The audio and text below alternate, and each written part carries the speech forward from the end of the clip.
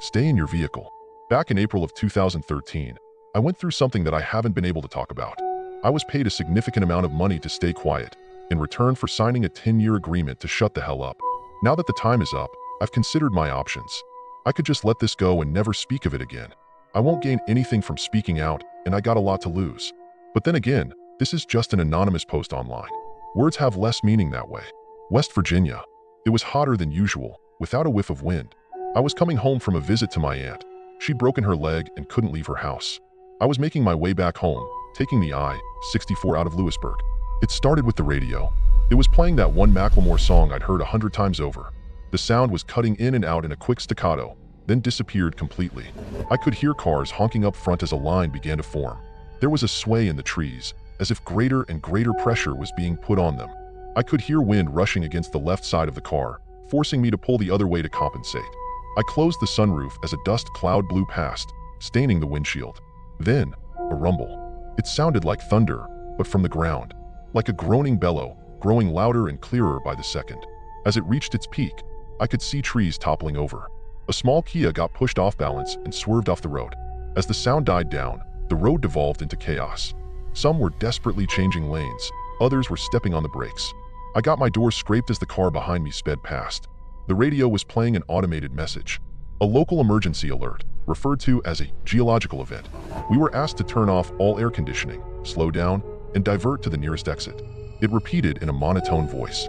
Geological event. No air conditioning. Slow down. Divert to nearest exit. Minutes passed. There was a line forming further down the road. Police officers blocking the lanes in all directions, leaving a highway exit as the only option. Some folks were trying to push past the barricades, but were forced back at gunpoint. I could see officers wearing gas masks and riot shields. We were waved in. I followed the exit and got directed to the right. There was an open field that was used as a sort of impromptu parking lot. Cars were being waved in and parked in a way that boxed us in, leaving no room for us to open our doors in either direction unless we got parked at the edge. 4 lines of cars with about 10 to 15 vehicles per line. Surplus vehicles were directed further down the road. The place was packed. I got stuck in the second row, about 6 cars in. Pretty much everyone around me were on their phones. I didn't have anyone to call, but there seemed to be an issue getting a signal through.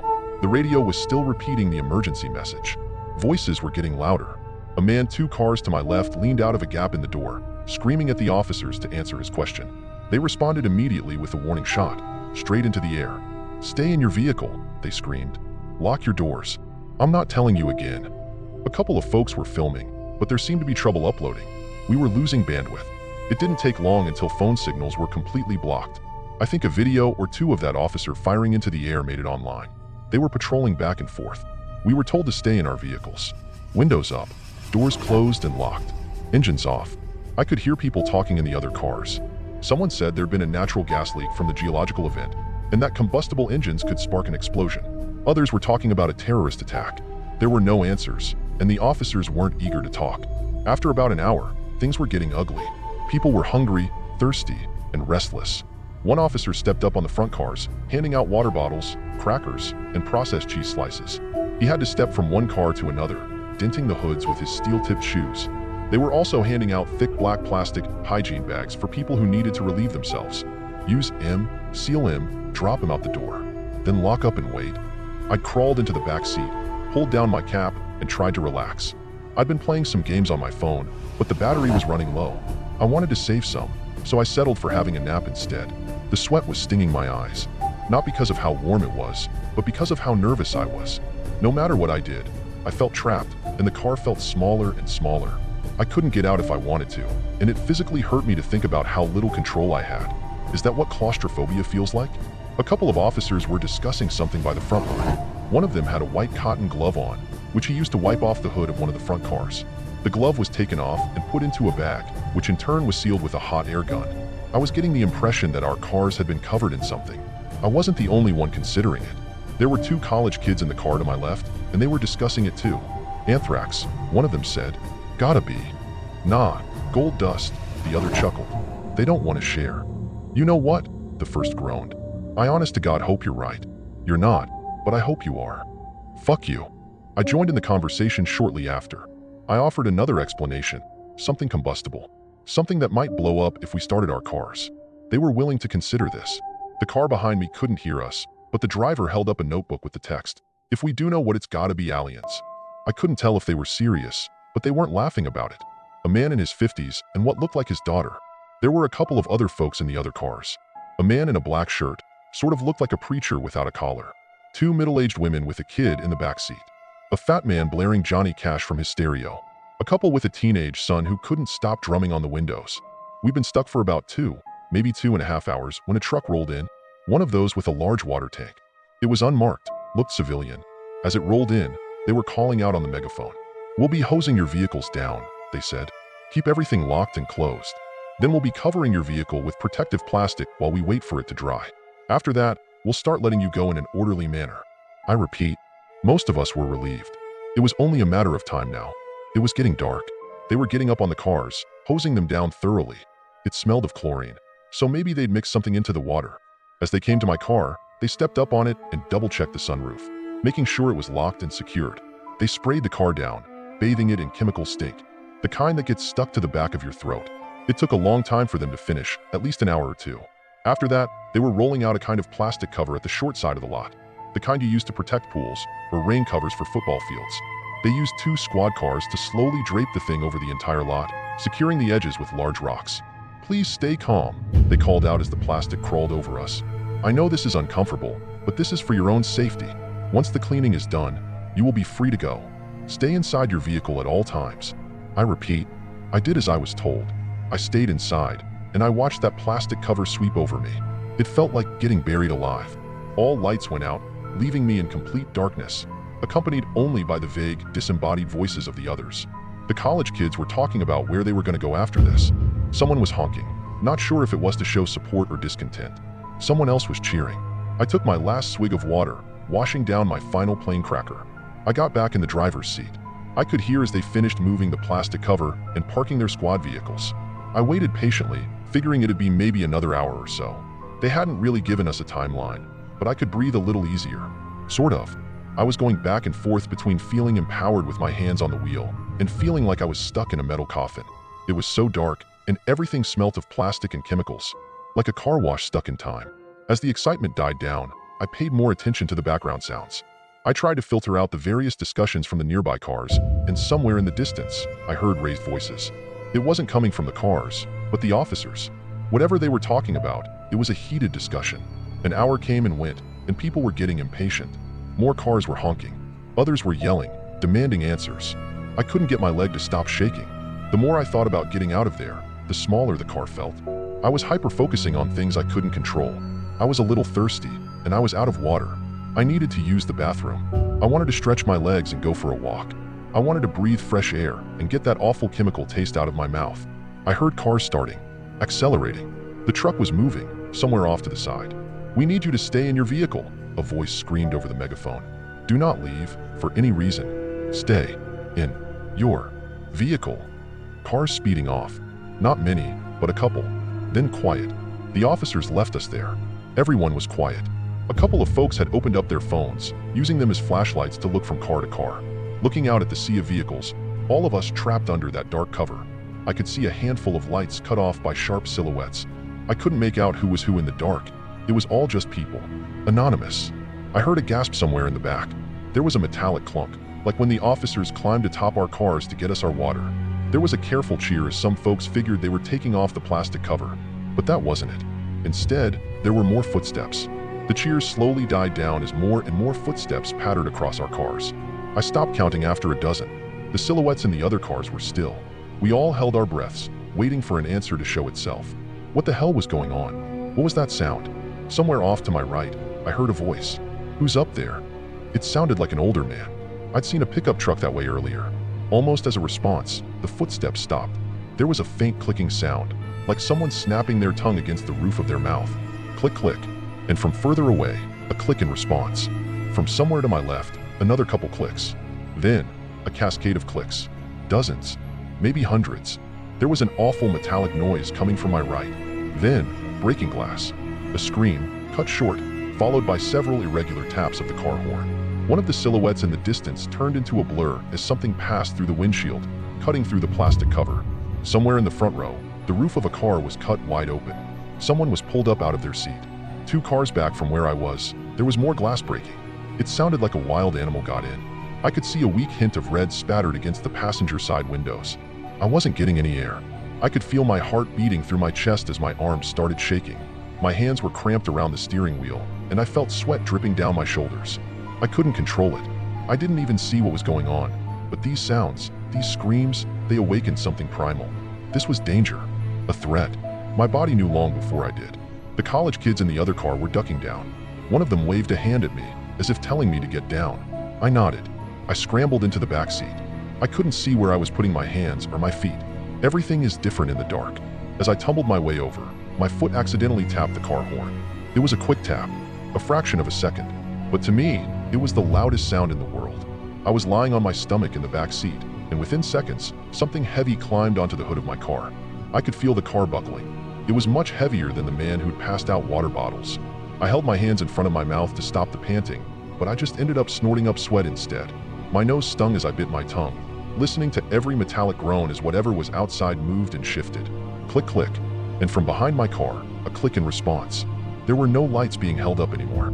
Everyone was cowering, going quiet. I pushed myself up against the door behind the driver's seat, trying to make myself as small as possible.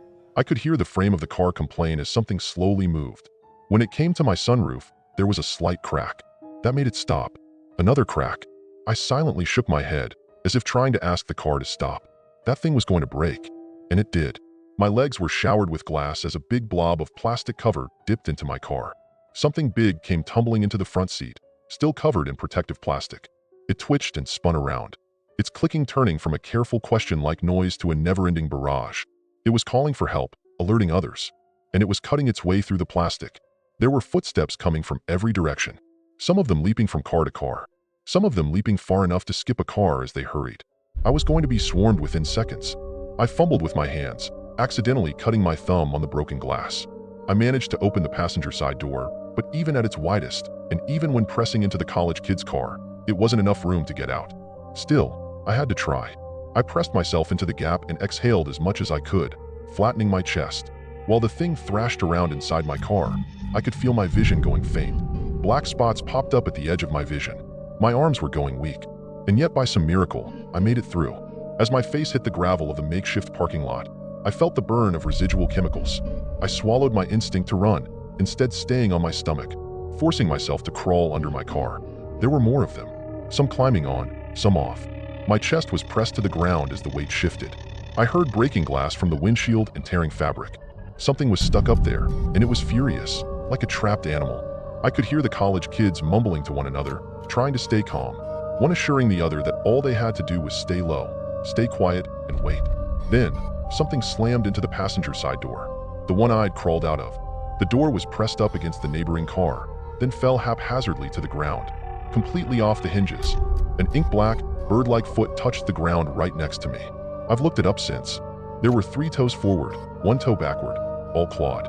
Anisodactyl feet, similar to that of many birds of prey, except larger than a human foot, and with smooth, oil-slick skin. It must have been heavy, at least 400 pounds. If the clicking noise came from its mouth, I can approximate that it was somewhere around 6 feet 7 inches to 6 feet 9 inches, or taller. It could have been hunched over. How it managed to walk in the gap between the vehicles is beyond me, but I suspect it was very thin. It daintily walked from my car to the others, as if scanning for something.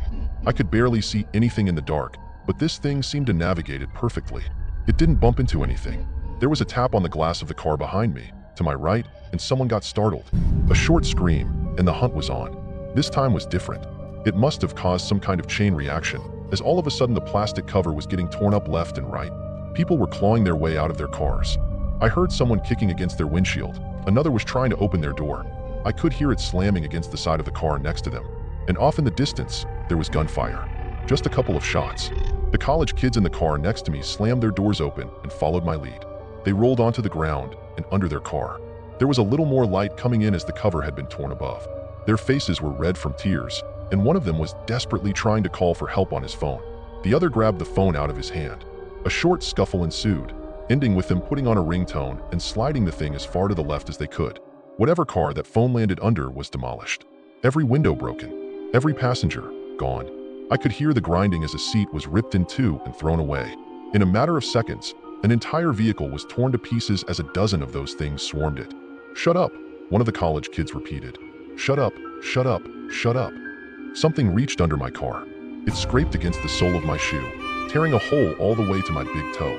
I hurried forward, scurrying like a lizard. The college kids noticed and followed suit. I don't think they thought about it too much. It was just movement, and they went for it. I made it 2 cars down before I got stuck. There was something dark in the way, and I couldn't get around it without exposing myself. I couldn't see what it was, but it didn't take long for me to figure it out. There was a meaty crunch, as if someone was biting chunks out of a piece of meat. It was struggling to get through the fabric of their clothes, making a snapping noise as threads gave way. A pool of blood rolled under the car, staining the tip of my fingers. It was still warm. One of those things were eating a victim. I hunkered down, trying to remember to breathe. And I stayed there, waiting for a chance. Any chance. I must have stayed there for at least an hour, hearing every bite, every crack of bone and snap of sinew, satisfied clicking noises. As it finished its meal, it wandered off, dragging the remains along. They were moving forward. Something heavy walked over the car I was hiding under, dragging a body along. Slowly, the footsteps disappeared. It was quiet again, and in that quiet, I found my footing. I made my way to the edge of the plastic cover. I listened one final time, pushed one of the weights away, and slipped through. They were gone, and I was out. I could feel my chest growing lighter, allowing me to breathe. I wanted to cry from relief. A breeze was picking up, drying the sweat on my brow and carrying the smell of grass. Stepping back, I turned towards the sea of cars to see how bad the damage was. And then I saw one. It was a bit off to the side, perching on top of an old Honda. At a glance, it looked like a tall person, covered in a slick black ink. But looking closer, you could see the strange bird-like feet, the pointed nails, the long row of shark-like teeth on a mouth that was far too wide. I froze. The thing rose to its full length, easily over 7 feet tall. It looked ready to pounce on me. I had nothing to defend myself with. I couldn't make any sudden moves. I wouldn't even be halfway under the car before that thing would be over me. 100 thoughts raced through my mind, but there was nothing I could do. I was out of options. But the thing just looked at me. It raised a slice of raw meat. Blood dripped onto the plastic cover. It looked at me curiously, taking a bite. Then, as if nothing had happened, it wandered off, satiated. I was left there, shaking like a dry leaf. And with the last of those things gone, all that was left was the panic. It didn't take long for the officers to return. The plastic cover was removed, but we couldn't go home. Not after this. Some folks signed a waiver and were let go immediately. They weren't allowed to talk about what they'd seen, and in return, they'd get a hefty sum of insurance money. Others demanded answers, and were taken into custody for obstruction of justice. A few others still were too panicked to make any kind of sense and had to be checked out by medical personnel. A total of 14 people died. It was described by a combination of causes: a traffic pileup, carbon monoxide poisoning, animal attack. I think there was something about an escaped convict too. Excuses all over the place, and the times were all wrong, spread out through a couple of days to more smoothly blend into accident statistics. And if you wanted to go home and get your insurance money, you had to sign a non-disclosure. I did too. I know the college kids did as well. Goddamn miracle they made it out, but I saw them. 34 cars had to be towed. 18 people wounded, 6 seriously so. 4 people lost at least one limb. One guy had an arm ripped off halfway up his collarbone. I don't know how he survived. Most people never saw those things up close. They just remember the screams and the breaking glass. Sometimes at night, that's all I hear too. Closing my eyes reminds me of lying under those cars, feeling the pressure as the weight shifted. I still get trouble breathing. I think a part of me is still stuck there. It stayed in my vehicle.